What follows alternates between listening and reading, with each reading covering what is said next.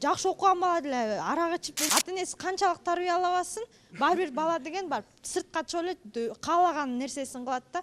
Ошондуктан ойлойм мен азыр деген ар бир адам өзүн биринчи кезекте өзүн өзү тарбиялашы керек да.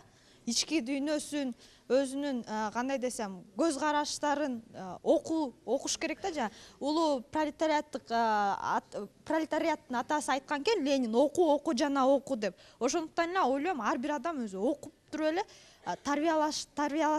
өзүн тарбиялашы керек да. Сиздер окуп атасыздарбы анан?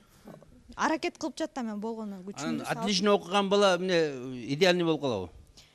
Арак ичпейт, кыздар менен жүрбөйт. Азыркы заманда жок, азыркы заманда немеде кандай десем, сиз айтып атпайсызбы, жакшы окуган бала деле арак ичип неметсе да, ал бирок өзүн деген тарбиялап, немесин неметип атат, ал өзүнө өзү кылып атат. Арак ичеби, тамеки чеги, ал өзүнө өзү кылат.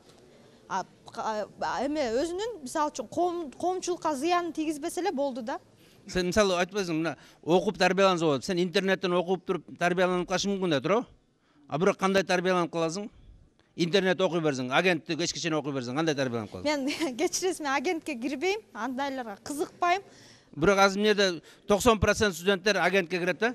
Интернеттеги билимдер дагы бул пайдасы бар да, көбүнчөчү классикалык литературалар, классикалык адабияттар деле азыр интернетте жайгашкан. Мен мисалы үчүн интернет менен көп колдоном. Анткени аякта да көптөгөн билимдер бар да, мындай алсакчы. Жаманы да бар, жакшысы да бар интернетте.